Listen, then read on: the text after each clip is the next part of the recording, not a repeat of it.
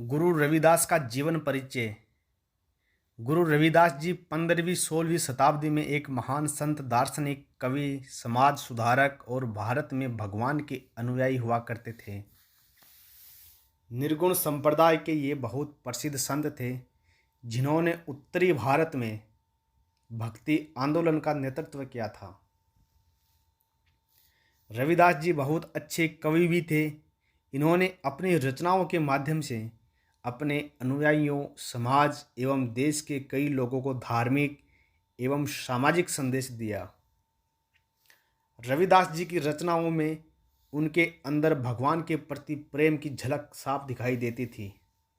वे अपनी रचनाओं के द्वारा दूसरों को भी परमेश्वर से प्रेम के बारे में बताते थे और उनसे जुड़ने के लिए कहते थे।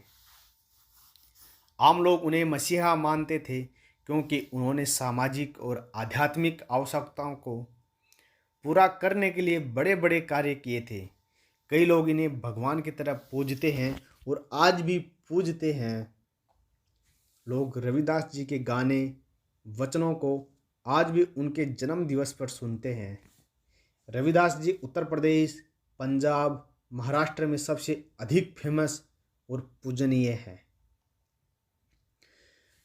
गुरु रविदास जी के अन्य नाम रैदास, रोहिदास और रूहिदास हैं। इनका जन्म स्थान वाराणसी उत्तर प्रदेश में हुआ था और इनके पिताजी का नाम श्री संतोख दास जी था और इनकी माता का नाम श्रीमती कलसा देवी था। दादा का नाम कालूराम जी था। दादी का नाम लखपति जी था। इनकी पत्नी का नाम लोना जी था और इसका एक बेटा भी था, उसका नाम विजय दास जी था। गुरु रविदास जी का जन्म वाराणसी के पास सीर गोवर्धन गांव में हुआ था। इनकी माता और पिता वहीं निवास करते थे और रविदास जी के जन्म पर सबकी अपनी अपनी राय है। कुछ लोगों का मानना है कि इनका जन्म 1376-77 के आसपास हुआ था। कुछ कहते हैं 1339 में हुआ था। कुछ दस्तावेजों के अनुसार रविदास जी 1450 से 1500 के बीच में अपना जीवन धरती में बिताया था। इनके जन्म स्थान को अब श्री गुरु रविदास जन्म स्थान कहा जाता है। रविदास जी के पिता राजा नगर राज्य में सरपंच हुआ करते थे। इनका जूते बनाने और सुधारने का काम हुआ करता था। रविदास जी के पिता मरे हुए जानवरों की खाल निकालकर उससे चमड़ा बनाते और फिर उसकी चप्पल बनाते थे। रविदास जी बचपन से ही बहुत बहादुर और भगवान को बहुत मानने वाले थे। रविदास जी को बचपन से ही उच्च कुल वालों को ही भावना का शिकार होना पड़ा। वे लोग हमेशा इस बालक के मन में उसके उच्च कुल के न होने की बात डालते रहते थे। रविदास जी ने समाज को बदलने के लिए अपनी कलम का सहारा लिया।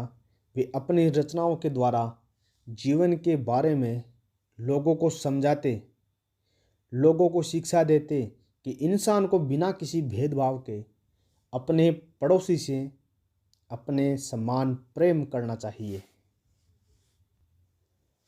संत रविदास जी जैसे जैसे बड़े होते जाते हैं, भगवान राम के रूप में प्रति उनकी भक्ति बढ़ती जाती है।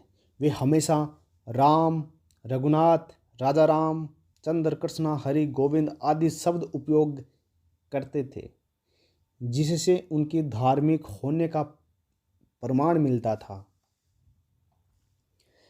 रविदास जी मीराबाई के धार्मिक गुरु हुआ करते थे। मीराबाई राजस्थान के राजा की बेटी और चित्तौड़ की रानी थी। वे रविदास जी की शिक्षा से बहुत अधिक प्रभावित थी और वे उनकी एक बड़ी अनुयायी बन गई थी। मीराबाई ने अपने गुरु के सम्मान में कुछ पंक्तियां भी लिखी थी, जैसे गुरु मिला रविदास जी, मीराबाई अपने माँ बाप की इकलौती संतान थी। बचपन में इनकी माता के देहांत के बाद इनके दादा दूदाजी ने इनको संभाला था। दूदाजी रविदास जी के बड़े अनुयायी थे। मीराबाई अपने दादाजी के साथ हमेशा रविदास जी से मिलती रहती थी, जहाँ वे उनकी शिक्षा से बहुत प्रभावित हुई। शादी के बाद मीराबाई ने अपने परिवार की रजामंदी से रविदास जी को अपना गुरु बना लिया। लोगों का कहना है कि भगवान ने धर्म की रक्षा के लिए रविदास जी को धरती में भेजा था, क्योंकि इस समय पाप बहुत बढ़ गया था। लोग धर्म के नाम पर जाति रंग भेद करते थे। रविदास जी ने बहादुरी से सभी भेदभाव का सामना किया और विश्वास एवं जाति की सच्ची परिभाषा लोगों को समझाई। वे लोगों को समझाते थे कि इंसान जाति धर्म या भगवान पर विश्वास के द्वारा नहीं जाना जाता है, बल्कि वो अपने कर्मों के द्वारा पहचाना जाता है। रविदास जी ने समाज में फैले छुआछूत के प्रचलन को भी खत्म करने में बहुत प्रयास किए। उस समय नीची जाति वालों को बहुत नकारा जाता था। उनका मंदिर में पूजा करना, स्कूल में पढ़ाई करना, गांव में दिन के समय निकलना पूरी तरह वर्जित था। यहाँ तक कि उन्हें गांव में पक्के मकान की जगह कच्चे झोंपड़े में ही रहने को मजबूर किया जाता था। समाज की ये दुर्दशा देख रविदास जी ने समाज से छुआछूत भेदभाव की दूर करने की ठानी और समाज के लोगों को सही संदेश देना शुरू किया। रविदास जी लोगों को संदेश देते थे कि भगवान ने इंसान को बनाया है, न कि इंसान ने भगवान को। इसका मतलब है हर इंसान भगवान द्वारा बनाया गया है और सबको धरती में समान अधिकार है। संत गुरु रविदास जी सार्वभौमिक भाईचारे को, सहिष्णुता के बारे में लोगों को विभिन्न शिक्षाएं दिया करते थे।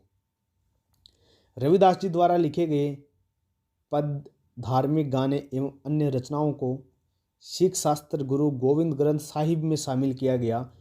पांचवें सिख गुरु अर्जन देव ने इसे ग्रंथ में शामिल किया था। गुरु रविदास जी की शिक्षाओं के अनुयायियों को रविदासियाँ और उनके उपदेशों के संग्रह को रविदासियाँ पंथ कहते हैं। गुरु रविदास जी की सच्चाई, मानवता, भगवान के प्रति प्रेम, सद्भावना देख दिन पे दिन उनके अनुयायी बढ़ते जा रहे थे। रविदास जी के कुछ विरोधियों ने एक सभा का आयोजन किया। उन्होंने गांव से दूर सभा आयोजित की और उसमें गुरु जी को आमंत्रित किया।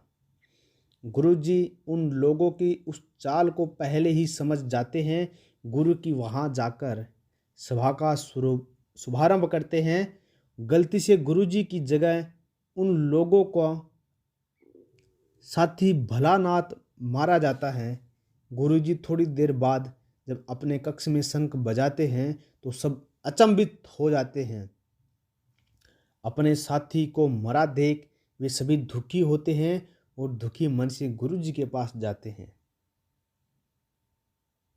रविदास जी के अनुयायियों का मानना है कि रविदास जी 120 या 126 वर्ष बाद अपने आप शरीर को त्याग देते हैं। लोगों के अनुसार 1540 ईस्वी में वाराणसी में उन्होंने अंतिम सांस ली थी।